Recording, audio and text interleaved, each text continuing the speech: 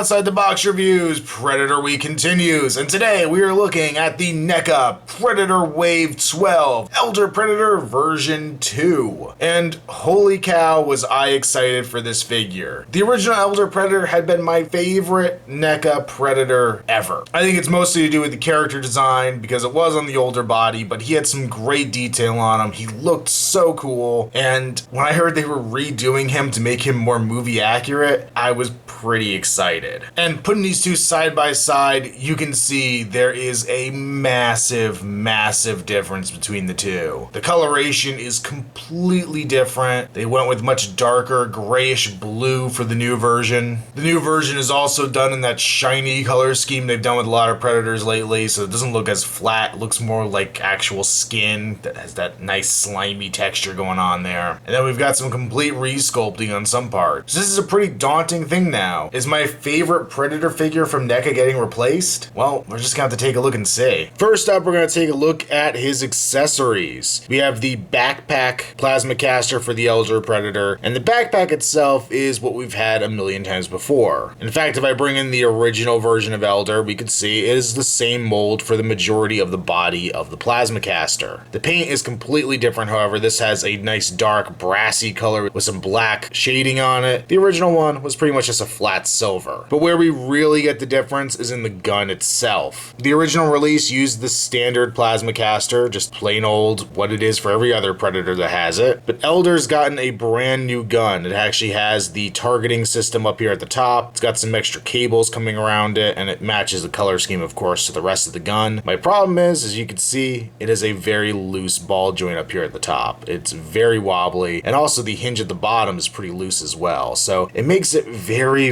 hard to pose this thing. Now, I could always do my super glue trick and kind of build up some gunk in the joint so that it will stick a little better, but it's a little annoying that it's so floppy right out of the box. Next up, we have the Elder's sword. It's a nice gray plastic, that very sharp, jagged design, wrapped handle with a little bone on the end, and it is the exact same mold as the original one, the exact same sword that we had in the first place. It's now a darker gray instead of the light silver of the original, but beyond that, basically the same weapon, so no real upgrade there, but still, nice piece. Next up is the flintlock pistol. We have the ornate detailing down here at the bottom of the handle, the flintlock mechanism, the barrel itself. So very nice sculpting on this. I believe you can actually make out the name here on the side, but it's very hard to read, very small in there. And I believe this is the exact same mold once again as the original. The original here is actually the darker color, which is kind of funny because every other accessory is darker for the new version, but the original had a darker color scheme and a shinier silver on it. And I actually have to say I like the original gun's paint job a little better, but it's a minor detail. It's really that nice silver that I like a lot more than the duller gray that's on the new version. But heck, I could all swap these out for each other. As far as I could tell, Elder has the same face sculpt as he originally did, which I'm not surprised about. Of course, NECA's done so many Predator heads, it's not like they need to make a new one just for this. But it looks really good. I like the facial expression, the kind of sneering look, the way the jowls are positioned. We of course have the dangling little piece of jewelry off the one jowl here, which I definitely like, very movie accurate. I do have a bit of a gap here at the back. I don't know if that's fixable or not, but the paint job is really good, much darker gray than the original release. And then here on the quills going around his eyes and everything, they're much brighter white, and that's really neat looking. Definitely kind of shows the Predator's age, gives him a very distinguished look, and that's very cool. And the eyes are really nicely done. I love how detailed they got in there. I can imagine that is a pain to paint those dots so deeply recessed in there and behind the jaws and everything, and it really came out nice, and they're just very striking. Up here at the top of the head, I love the way the color and texture kind of fades. It's smooth and gray up front, then it gets more craggly and dark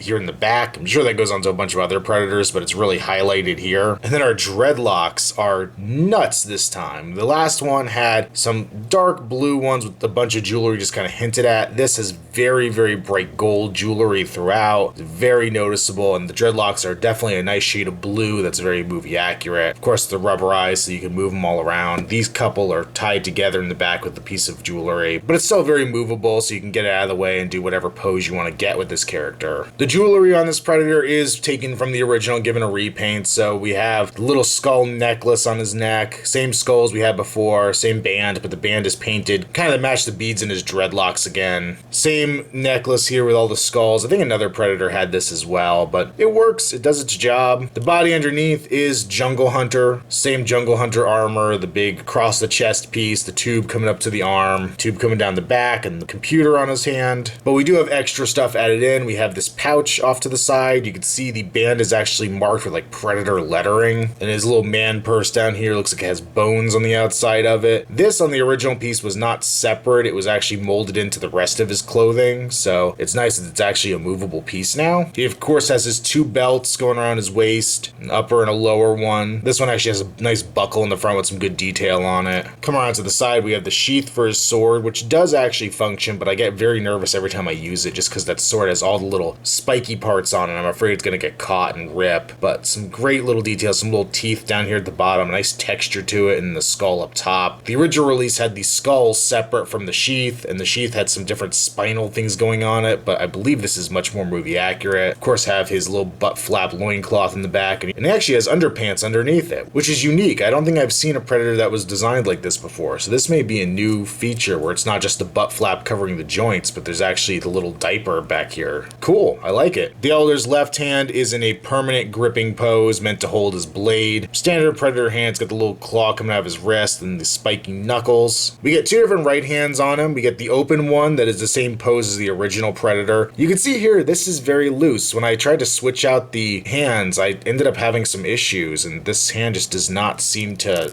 want to sit on there very tightly, so it's a little problematic. But we can swap that out for this other hand, and it's a hand I never thought I'd get on a Predator figure. It's a trigger finger. So we could actually take the flintlock pistol and put it in Elder's hand, even put his finger through the trigger, so he could be firing off that gun that he gives to Danny Glover. That is unique, to say the least. I don't know if anybody was asking for it, but I'm glad we got it. And then here on the wrist, we of course have these standard blades that are retractable, same as always, but effective. For the lower body, pretty standard armor, same shin pads, but I like the coloration on them. With the rest of the armor, it's very dark, silvery gray, and some brown highlights put in there. And then his bare Predator feet. Articulation is standard for Predators. The ball joint at the head, pin socket at the shoulder, forward and back out to the side, bend and swivel at the elbow. We have a ball joint at the wrist, even though mine's really super floppy and tends to fall off. They swivel at the waist. Legs can move forward and back and out to the side. I have a slight click when I move my leg forward. Only this one leg. It kind of clicks and ratchets. It's a little weird. We'll also swivel up here at the top of the leg, bend at 2 points at the knee, and we have a ball joint at the foot. So,